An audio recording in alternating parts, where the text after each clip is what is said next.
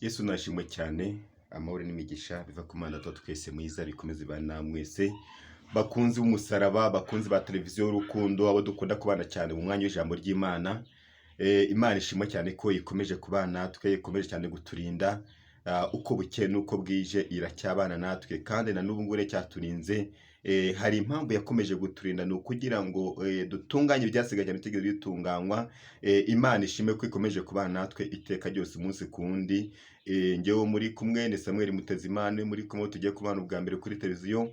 Wowe utari wakora subscribe, reba uko wayikora, ukore na share, ukore na comment, byose kugira ngo tubashe kumfatira muri uwo murimo. Waba ufite igitekerezo, ufite ikibazo runaka, wakibaza ntacyo bitwaye, hari nimero tubishyira munsi iri kuri WhatsApp, kugira ngo igihe cyose wahamagaye turakwitaba, kandi Imana amahoro igikomeza bahereza umugisha.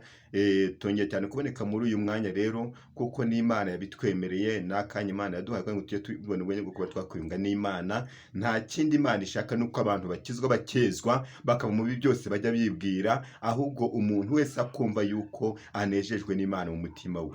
Amena.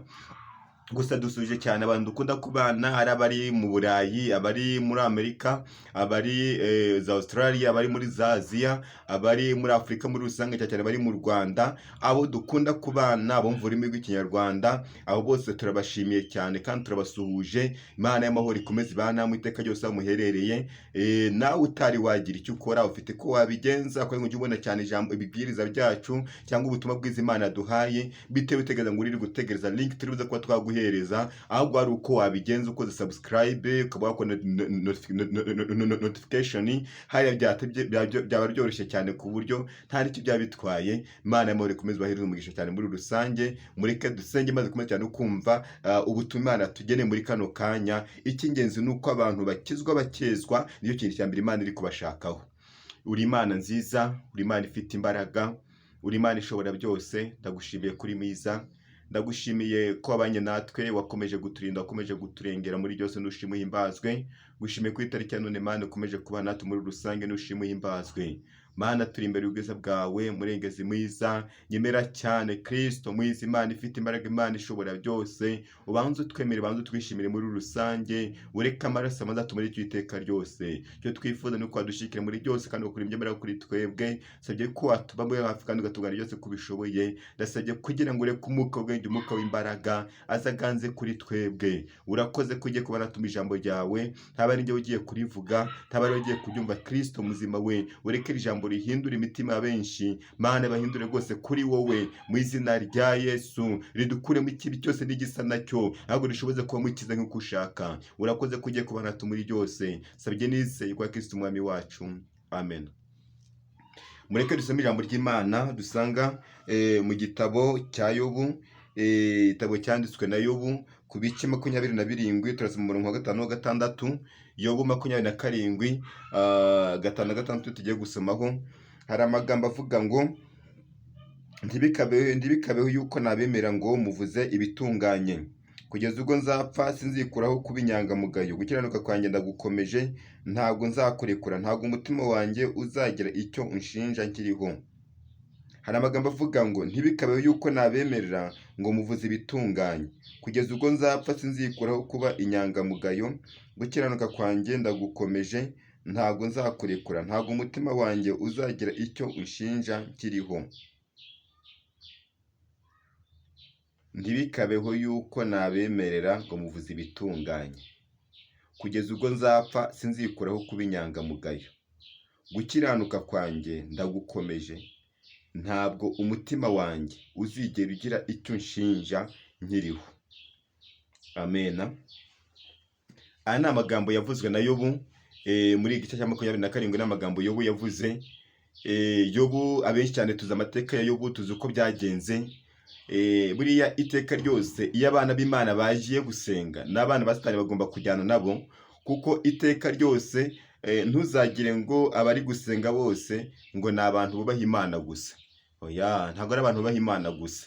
kuko ari abantu b'Imana baraza bagasenga, ari abo Satani baraza bagasenga, muri rusange abantu bose baraza bagasenga, kuko buri wese afite icyo agiye gusaba Imana. Ari umurozi araza mugasengana, umusambanyi araza mugasengana, igisambo kikaza mugasengana, umunyamagambo akaza mugasengana. Abo bose ni abana ba Satani, bakaza mukamwasengana, ukagira ngo mwese ngo muzuye umwuka wera, kandi hari n'abuzuye umwuka w'ibindi bintu bitandukanye. Nibyo rero barakoresha cyane, ntabwo rero barakoreshwa n'umwuka w'Imana. Ariko iteka ryose niyo mpamvu Imana tuvuga ngo nubwo abasenga ari benshi, nubwo hano ari benshi cyane, ariko igihe kiraje ndetse kirasohoye ubwo abasenga data mukuru no mu mwuka bagomba kuba bamusenga, kuko Imana ni umwuka. Niwese ngomba basenga mukuru no mu mwuka.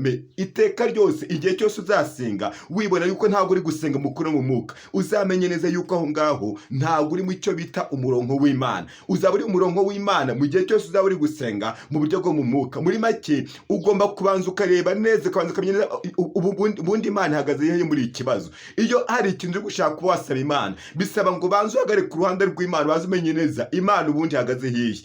Niba Imana ihagaze muri iki kibazo irahagana hehe. Mu gihe utari wamenya neza aho Imana ihagaze, bizakugora cyane kuba wazava ngo ugiye kubona igisubizo ikibazo umaze iminsi uri gusengera. Bizakugora cyane kuko abantu benshi cyane bakujyana ko bahera hanze kubera icyo kintu cyane, kubera kutabanza kumenya neza pozisiyo Imana iherereyemo ni iyihe. Ubundi cya mbere, amasengesho avanze n'ibyaha, ayo ngayo Imana ntabwo igiye yemera habe na gato. Imana iba ikeneye amasengesho atavanzwe n'ibyaha habe na gato.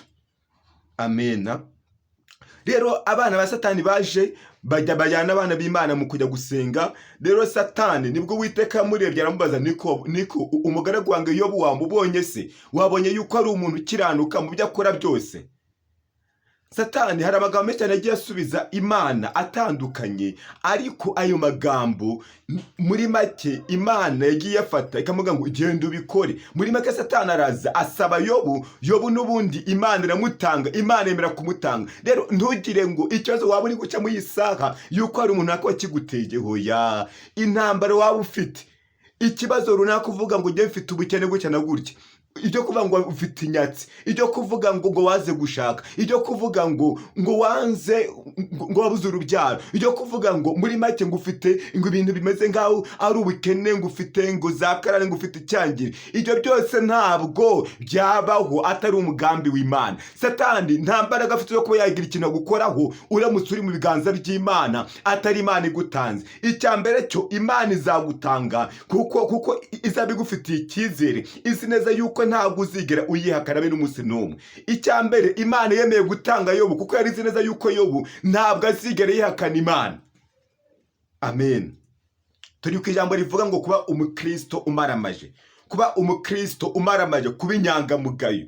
Muri rusange abantu benshi cyane turimo turagera mu bibazo, tukumva yuko tugomba kuba guhita twihakana Imana, tukumva yuko Imana nyine ngo Imana yakoze ibintu bidasanzwe, ngo ibi ngibi yadukoreye ngo ntabwo ari byo. Ariko reka mabwire, Imana irashaka yuko umaramaza mu kibazo cyawe waba urimo, urugamba rwawe rwose waba urimo. Banza umenye neza, banza ubaze cyane, iyi ntambara ndi kurwana Imana ifitemo inyungu? Iyi ntambara ndi kurwana se ni Imana yinshizemo? Igihe cyose uzisanga ari urugamba uri kurwana atari Imana iri gushizemo, bizakugora cyane kurusohokamo. Ariko niba ari Imana, ntugire ubwoba, Imana izarugusoma mu gihe cyayo yashize. Kuko icya mbere cyo, iyo umuntu agiye ku ishuri aba azi neza yuko igihe runaka azarangiza amasomo akaba yabona akazi. Rero ntabwo wasaba akazi mbere yuko urangiza amasomo ngo bize kuba byashoboka. Bisaba ngo banza wige. Imana yabonye yuko aho hantu ugomba guhigira, ubwo buzima waba urimo ugomba kubwigiramo, kugira ngo Imana ikomeze ibone icyubahiro cyayo. Muri make igihe kirageze kugira ngo umenye neza yuko urugamba uhagazemo ari urugamba Imana ifitemo inyungu. Amena. Ni urugamba Imana ifitemo inyungu muri rusange. Igihe cyose utari wamenye neza yuko ari Imana ifite inyungu muri urwo rugamba rwawe, bizakugora cyane. Kuko icya mbere cyo bisaba ngo, icya mbere, umubyeyi wese yigisha umwana we kuko abamukunda. Iyo umwana utamukunda ntabwo wamwishimira rivare ngo bishoboke. None Imana kuko iragukunda kandi yamaze kukureba, ikabonamo icyizere kidasanzwe, ibona yuko wowe ntabwo uzigera uyihakana kubera imyaka runaka wamaze muri icyo kibazo, ahubwo wakomeje kumaramaza. Bisaba ngo umukirisitu maramaje ni ukwemera yuko wakwemera ko umwuka wera akaba ari ukuyobora, uko umwuka wera atakuyoboye birakugora cyane. Niyo mpamvu bisaba ngo iyo umuntu yamaramaje yemera cyane kugenda agendana n'Imana, bisaba cyane ko uwo muntu agomba no kuba maso cyane kurusha ibindi byose. Amena. Agomba no kuba maso cyane kurusha ibindi byose, uko bitabaye gutyo birakugora cyane. Yesu nashimwe cyane. Haleluya. Bisaba ngo umaramaze mu buryo bwose bushoboka. Umaramaze kuko igihe tugezemo ni igihe harimo ibibazo byinshi cyane bikomeye, ariko bigusaba ngo ugomba kumaramaza ukamenya neza Imana ubwayo n'ikiri kunshakaho, n'iki ngeneyeho. Icya mbere, Imana irimo irakwigisha kugira ngo ubone icyo bita ubuhamya, ubone icyo bita ijambo uzavuga, ubone uko uzavuga Imana. Cyangwa ari uko wayibonye, hari nuko wari usanduza Imana, ariko hari ubundi buryo Imana ikeneye ko ugomba kuyibona budasanzwe. Niyo mpamvu irimo igucisha cyane muri amashuri ameze gutyo, kugira ngo ize kongera kureba yuko ukifitiye icyo bita icyizere. Ntabwo ari uko wagitaye, ahubwo urashaka ngo uyongere irebe cyane. Uyu muntu aracyafitiye icyizere, nk'uko bivuga ku munwa uwamuteze kano kantu yasanga ibyo bizagifitiye icyizere. Nicyo nta kindi kintu Imana igushakaho, si uko ikeneye kuba yakubabaza, si uko ikeneye kuba yagukubita ngo gutya na gutya. Ntabwo ari ibyaha wakoze, ahubwo menya neza yuko uwo ngo ni umugambi w'Imana. Niyo mpamvu Imana ishaka ko ugomba kubera amaso cyane ubwo buzima ikwicajemo, ukamenya neza yuko Imana yabugushizemo ifite n'igizabugukuriramo, ariko si wowe ugomba kubigiramo uruhare. Ntabwo rero ugomba kubigiramo ngo uvuze induru cyane ngo abantu bose bavuze bahise bavuga ngo uyu uriya muntu afite ikibazo gikomeye cyane. Umuririmbyi ni urimo cyane akavuga ngo mbese n'iki gituma uvuza induru ukamera nk'umugore uri kunda, mbese umwami wawe yagiye he? Ubundi icya mbere cyo, iyo wamaze kumaramaza ukaba uri inyangamugayo, wemera cyane kubagwa n'ijwi ry'Imana, kuko icya mbere n'urugamba buri kurwana, uri kugenda ubaza Imana amakuru y'urwo rugamba. Imana ikakubwira ngo urugamba rumeze gutya na gutya, ntugire ubwoba, ariko humura, urwo rugamba urimo ruzarangira. Humura, ruzarangira, ntugire ngo ntabwo ruzarangira. Nubwo abakozi ba Satani bakomeje cyane bakomeza bakora ibyo bagomba gukora byose, ariko abo ngabo bose icyo bakora byose nta n'umwe uzigera akora umugambi w'Imana. N'Imana tukuvuga ngo urugamba urimo uzarumara mu gihe runaka, nicyo gigomba kuzarumaramo. Niyo mpamvu ngubwira isaha amakuru y'ukuri kandi y'ibyishimo cyane. Nubwo waba uri kubona cyane bigoranye cyane, ukabona intambara zisanzwe cyane, ukabona cyane nta namwe washobora kuba wareba, icyo ni yose ukabona ari ikibazo, ariko humura, Uwiteka aracyariho kandi yiteguye kuba yakugira neza. Wowe icyawe banza umwemerere cyane, umubwire ngo data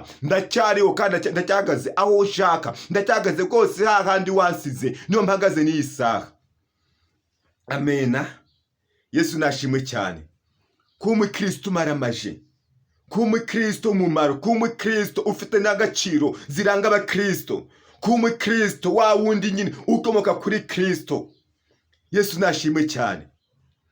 Yobu ababwira ngo umva reka mbabwize ukuri, namaze kumaramaza umutima wanjye, ntabwo uzigera uncira urubanza. Mu gihe cyose nzaba nkiriho mpumeka, ntabwo nzigera nikura kuba inyangamugayo. Nubwo napfa nzapfa nyiringira. Haleluya. Iryo ni ijambo ry'ibyiringiro. Ugomba kuba wasindisha cyane Satani akahita yiruka, akahita kuva iruhande, ariko iteka ryose araza akagenda kwereka ngo hoya ibi bintu ndabona byacitse gutya, ariko mubwire ngo haracyariho Imana, haracyariho n'ibyiringiro bikomeye cyane yuko igiti nuko cyatemwa cyongera kikaba cyashibuka cyane. Ubwire Satani cyane umusubiza amagambo cyane y'ibyiringiro, ubwire ngo wowe Satani unungera ubwoba, mfite umwami niringiye kandi uwo mwami nizeye ari hafi yanjye. Mubwize cyane ukuri kose gushoboka, kuko n'Imana nibaza kureba ukuri bize kubabwiza Satani ubwayo iraza guhita imanuka itigira ikikora kuri wowe. Amen. Yobu yagize ibyago bikomeye cyane, ibyo yaratunze byose biragenda. Yari umukiri ukomeye cyane, biragenda byose yaratunze byose biragenda. Abana babiyo bose barapfa. Umugore nawe aganaho amubwira ngo ngwino hano utukiye Imana maze wipfire. ariko iyo basubiza uvuga ngo uvuze nk'umubiri w'abagore b'abapfapfa. Icya mbere cyo Imana niba itanze ibyiza twarabyakiriye, none kubera iki yatanga ibi tukabura kubyakira? Niyo mpamvu nkubwira ijambo rikomeye cyane. Hari abagenda babeshye babwira yuko Imana ngo ifite ibyiza gusa, ariko mu kuboko kw'Imana harimo ibyiza n'ibibi. Iyo yarambuye ukuboko kw'ibyiza, bya byiza urabibona, yarambuye ukuboko kw'ibibi byose ukabibona. Niyo mpamvu iteka ryose bigusaba kumaramaza ibyiza, wabibona wabona ibibi byose ukavuga ngo byose bivuye mu kuboko kw'Imana. Niyige n'ibyishaka, niyige n'iby'iminsi uko ishaka, si ibyawo kuvuga ngo ugiye kumenya iby'iminsi y'Imana. Ahubwo wowe bazibaze cyane, ubundi mpagaze gute muri pozisiyo y'Imana. Iyo uhagaze neza mu buryo bw'Imana, bituma cyane Imana nayo ubwayo ivuga ngo buryo uriya mwana wanjye nuko bimeze kuriya, ntabwo igeze nyihakana. Reka ndebe cyane uko Imana igomba kuza gakora isuzuma, ikamenya neza ukuntu agiye witwara cyane muri uru rugamba agiye urwana. Mu gihe izasanga wararwanye nabi, muzavugana. Nisanga urimo wararwanye neza, n'ubundi muzavugana. Ariko ugomba kumaramaza, ukaba umuntu Imana yemera, ukaba umuntu Imana ifitemo inyungu, apana kugenda witwara uko wishakiye. Igihe kirageze kugira ngo ugire ibyo ukora bijyanye n'ibintu Imana ishaka, apana kuba ngo urugamba urimo ngo ujye guhita wirwanirira. Hoya, Imana itakurwaniriye nta na kimwe wageraho. Kandi ko kuri kw'ijambo, itakurwaniriye nta na kimwe wageraho. Ahubwo bwira Imana izikomeze kuyobore. Amen. Kuko Mose mu bitabo cyo Kuva dusanga cyane Mose abwira Uwiteka, aramubwira ngo mami, nutemera kujyana natwe nange rwose ntaho ngiye. Ariko Uwiteka ahita adeviye umugambi, aramubwira ngo ntugire ikibazo, njyewe nzemera kujyana nawe kandi nzakuruhure. Kuko Uwiteka abonaga umutwaro wahaye Mose, abonaga cyane Mose utangiye kumunanira mu buryo budasanzwe. Amena. Yesu cyane mu gitabo cya Samweli wa kabiri dusanga amagambo akomeye cyane. Ubwo Dawidi yari amaze kuba umwami wa Isiraheli, akimara gukora ibyangwa n'Uwiteka, nawe ko ari igihe cyageze aracumura ku Uwiteka, maze Uwiteka aramubwira ngo kuko ukoze icyaha gikomeye cyane, ukaba uhaye ugwaho abanzi banjye bose, nagushyize ku ngoma nkukuye mu ntama. Muri make iteka ryose abantu benshi cyane barimo barazira cyane ikintu kijyanye n'ibintu byo kwibagirwa. Umuntu akirego cyane amateka yiwe yaho yavuye, akumva yamaze kugibagirwa burundu, ariko birasaba kugira ngo wongere wibuke cyane amateka yaho wavuye. Kuko amateka nuyibuka bizatuma udacumura ku Mana, bizatuma wongera kumenya neza yuko burya Imana yakoze bya bindi byose nibi ngibi bizabikora. Ariko ikibazo gikomeye cyane, abantu benshi amateka bagiye bayatera umugongo, ugasanga umuntu yibagiwe ukuntu yasanga agira ipantaro imwe gusa atagira n'umukandara, ariko iyi saha ugasiga abona imikandara, akone amapantaro neza ngaye. Ubu ngubu asigaye ashaka kugenda ayakora mu bintu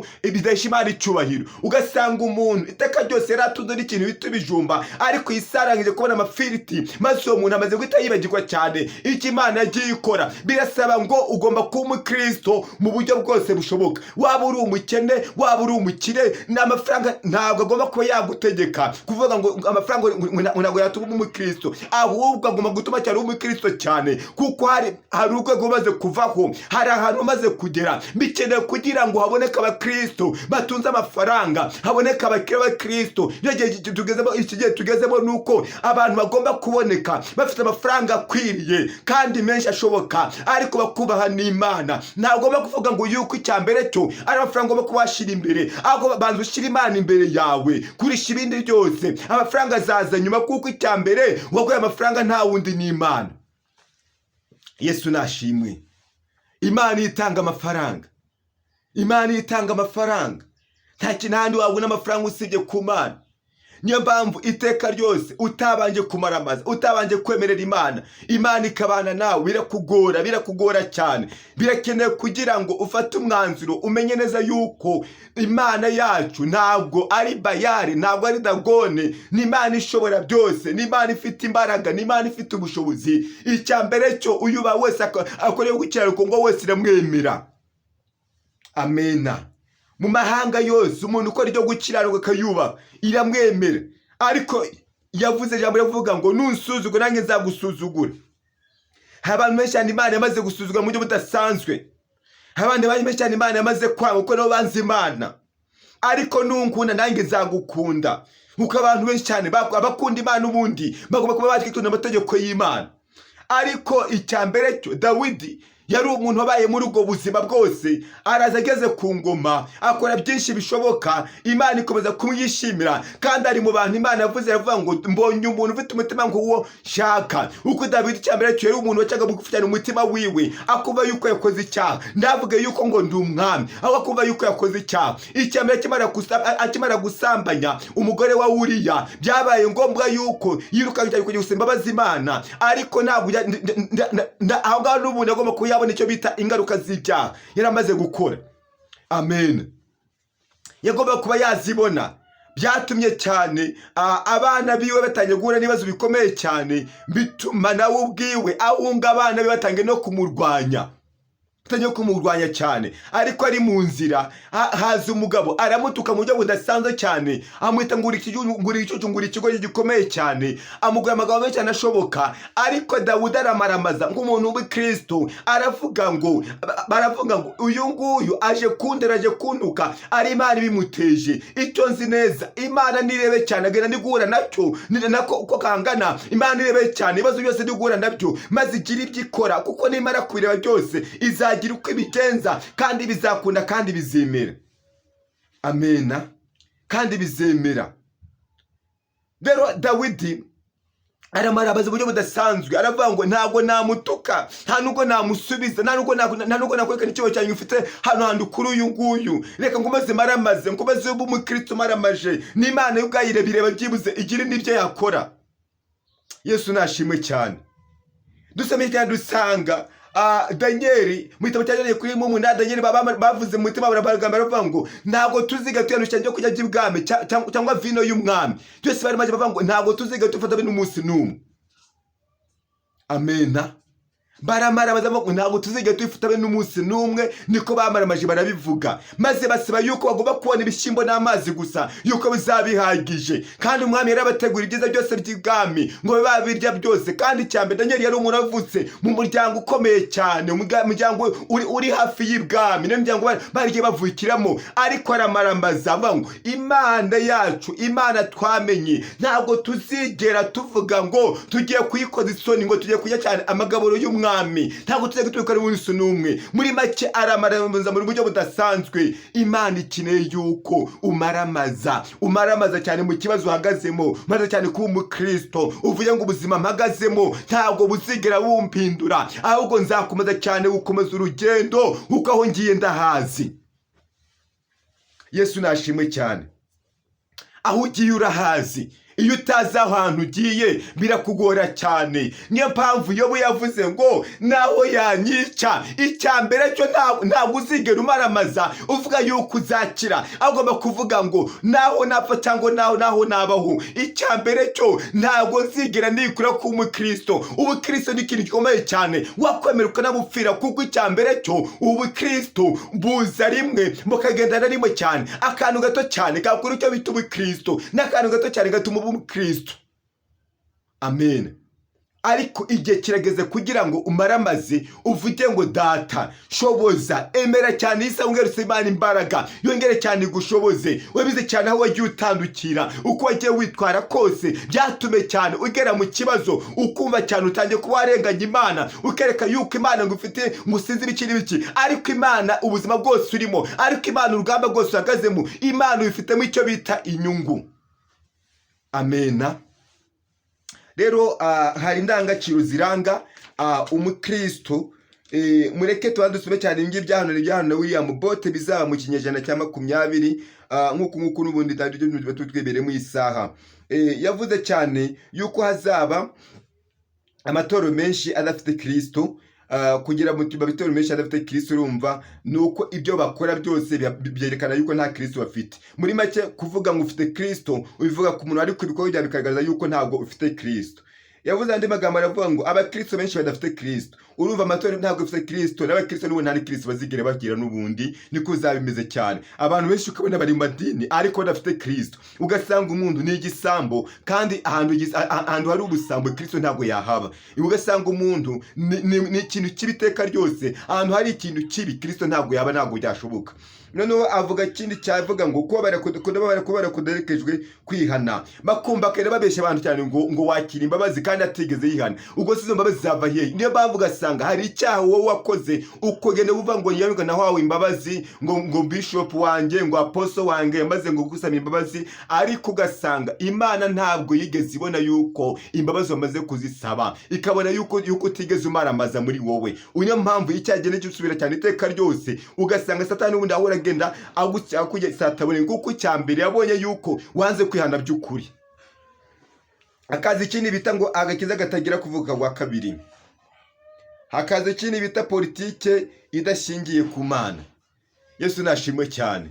Abozi bisi bakumva yuko ari wowe bayoboye, bakumva yuko Imana ntabwo bayishira mu bintu byabo byose. Niyo mpamvu iyi saha umuntu yavuze Imana usanga iteka ryose baramurwanya uko bikeye nuko bwije, ariko waza kuvuga amagambo y'ibishego, amagambo adashibana icyubahiro, abantu bose bakaza bakomera amashyi cyane. Ariko igihe kiregeze kwa ngo ube wamaramaza cyane, umenye neza yuko inzira turimo ni iyihe, irimo kuganisha hehe. Utabanje kumaramaza n'urugendo waburi rwo kujya mu ijuru, n'ubundi wazarugwa mu iteka ryose. Uko bisaba ngo hari ibyo ugomba gukuraho amaso, ukagira ibyo ugomba kumenya, ukagira cyane ibyo ugomba kugira ibyo ufata. Niko Imana icyo kintu ya mbere Imana dushakaho.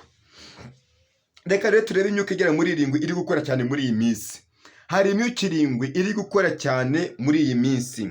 Hari umwuka wo gusambana, niwo mwuka ufite imbaraga, ni ufite imbaraga zikomeye cyane ku isi. Uyu mwuka w'ubusambanyi, muri make uyu mwuka w'ubusambanyi, abantu benshi bari gusambana mu buryo budasanzwe. Ugasanga umuntu avuga ngo ngiye ntabwo nasambanye, kandi ubu nawe yamaze gusambana. Uko Yesu yavuze aravuga ngo wowe warebye n'umuntu w'abandi, niba warebye umugore w'abandi cyangwa umugabo w'abandi ukamwifuza, n'ubundi aho ngaho bamaze gusambana. Bisobanura ngo muri make mu bitekerezo byawe umaze gusambana, Imana igatuma yuko baye umusambanyi aho ngaho, ugomba kugenda ukihana cyane. Muri make uyu mwuka ni umwuka ufite imbaraga zikomeye cyane. Abantu benshi barimo gukoresha mu buryo budasanzwe, barimo barasambana cyane. Abantu wisambana n'inyamaswa, ugasanga ubutinganyi bwafashe intera ikomeye cyane ku isi yose. Ugasanga umuntu ahora anabyirata cyane, yerekana ngo ngiye ngo ndi umusambanyi, kubona nyine ahora abyirata cyane mu buryo budasanzwe. Ariko reka amabwiza ukuri, birasaba ngo wowe umaramaze, umaze kumenya Kristo, umaramaze cyane, ntuzigere uba wahinduka cyane ikintu na kimwe cyose kizaba kiri ku isi. Akaba n'umuko gusenya ingo bikomeye cyane, akaba n'umuko kugwa bikomeye byo mu mutima. Abantu benshi cyane barimo bakugurwa n'ibikomere bikomeye cyane. Ugasanga umuntu we n'intambara zikomeye, akasanga ari mu muryango, ari mu kibazo, ari muri societe, ni ikibazo gikomeye cyane. Yagera mu itorero ugasanga ibyo byarusho cyane kubera nabi, bigatuma wa muntu agwa bikomeye cyane byo mu mutima, akumva yuko iteka ryose byarangiye. Ariko ndakubwira ngo kwa Yesu biracyakomeje, kandi Yesu aracyari maso kugira ngo yakire umuntu wese uko yamaze kose. Icyambere cyo mwemerere, kuko namara kugeramo hari isoko iri buze ko yadudubiza hagati muri wowe, hari isoko iri buze ko yakugeramo, maze aza ko yakoresha cyane iby'ubutwari bidasanzwe. Hari umwuka wo gukundisha abantu isi kurusha ijuru. Ugasanga iteka ryose ahora kubwira ngo ngwakira visa, ngwakira ngo inzu, ngwakira imodoka, ariko ugasanga nta jambo nari mufite wibitse yuko hari ubugingo buhora bw'ibuze ufite nawe, kandi wiziyo yuko uri umunyabyaha. Iteka ryose birasaba ngo banza umenye neza. Yesu yavuze avuga ngo ijambo rikomeye rivuga ngo nibaze mushakishe ubwami bw'Imana no gukiranuka, ibindi byose muzabigwa kubw'ubuntu. Aho maze mushake ubwami bw'Imana, ibyo birahagije. Hakaza umwuka amayobera akomeye mu bantu. Hakaza n'umwuka w'ubuhanuzi bupfuye. Byo ni ibintu rwose byamaze kwera cyane. Umwuka w'ubuhanuzi bupfuye byo rwose ni umwuka mubi cyane byo uri muri iyi si abantu benshi bari gukoresha. Hakaza n'umwuka wo gukora kwa Antikristo. Ari gukora cyane ku mugaragaro rwose. Ari gukora cyane ku mugaragaro, ariko rero bisaba ko tugomba kumaramaza cyane. Amena. Hari ibintu rero biranga umukristo. Umukristo wese aho iva akagira, agomba kugira ibintu bimuranga. Icyambere, umukristo agomba kuba ari umunyakuri. Yesu nashimwe cyane. Umukristo aho yava akagira agomba kuba ari umunyakuri. Niba uzi neza ko utari umunyakuri, ntabwo uri umukristo. Umukristo agomba kuba ari inyangamugayo. Umukristo agomba kuba ari umuntu ufite kwizera guhagije hagati muri we. umukirisitu agomba kuba afite gukiranuka. Umukirisitu agomba kuba azi kwihangana, ashobora kwihanganira imibabaro yose. Umukirisitu agomba kuba afite icyo bita umwuka wera. Umukirisitu agomba kuba afite ijambo ry'Imana rigwiriye hagati muri we. Amena. Muri make ibyo byose ni ibintu biranga umukirisitu.